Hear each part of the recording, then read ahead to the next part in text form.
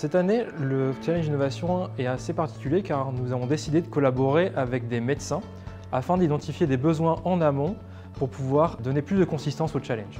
Les étudiants travaillent 24 heures d'affilée, en équipe de 9 ou 10 étudiants sur tous les campus. C'est destiné aux 4e années de l'école. On leur propose des thèmes en lien avec le handicap et en fait, ils doivent proposer des idées innovantes. Ils vont rencontrer des gens qui sont en situation de handicap et suite à tous ces témoignages, il y a des idées qui vont émerger. Nous avons avec nous plus de 30 experts professionnels qui sont répartis par groupe de 3 et qui sont là toute l'après-midi pour coacher nos équipes d'étudiants à la réalisation de leurs projets. Le Challenge Innovation de l'EPF nous est apparu comme une excellente opportunité d'apporter des solutions concrètes aux besoins des enfants en situation de handicap, de leurs familles et des personnes qui s'occupent d'eux, les professionnels de l'éducation, des loisirs ou des professionnels de santé. C'est assez intéressant de se retrouver avec des professionnels de la santé, des professionnels du monde de l'entreprise aussi et du milieu du handicap.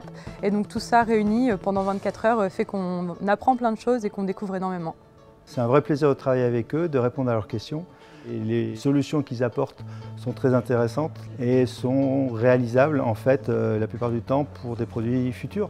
Ça va changer mon regard sur le handicap parce que ça me permet de ressentir ce que les personnes en situation de handicap ressentent au quotidien, compatir et trouver des solutions pour les aider. Lorsqu'on est mal ou non-voyant, c'est important de faire du sport, ne serait-ce que pour l'épanouissement personnel, mais surtout pour montrer aux gens que malgré le handicap, on peut tout à fait jouer au foot. Dans l'équipe que j'ai coachée, j'ai vu que chacun avait sa compétence, sa particularité. Ils sont tous à l'écoute des uns des autres et ils sont très impliqués. On s'attaque à des problèmes réels, des problèmes qui touchent de nombreuses personnes au quotidien. Il y a vraiment de vraies solutions à développer. C'est très motivant comme challenge. Mon rôle en tant que coach, c'est de justement pouvoir parfois leur donner des informations complémentaires, les orienter pour justement que leurs idées puissent aider le maximum de personnes. Ce challenge, c'est une très bonne idée parce qu'en tant qu'étudiant à l'EPF, on a différentes majeures chacun. Et donc on a des projets théoriques, des projets plus pratiques. C'est vraiment l'occasion d'appliquer ce qu'on voit dans nos majeures et de confronter un petit peu les connaissances de tous les différents étudiants. On leur demande un certain nombre de rendus. Une note de cadrage d'abord pour définir le paramètre de leur étude, un rapport technique. On est assez attaché au fait que tout acte d'ingénierie doit être justifié. On leur demande de faire un poster qui va synthétiser leurs idées, leurs démarches et qui va leur permettre de pitcher sur un temps assez court sur l'idée qu'ils ont eue.